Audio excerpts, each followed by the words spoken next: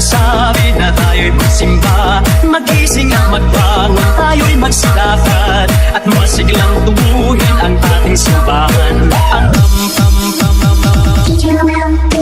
ang kampanay tuluyang nang gigising upang tayong lahat ay manalangin. Ang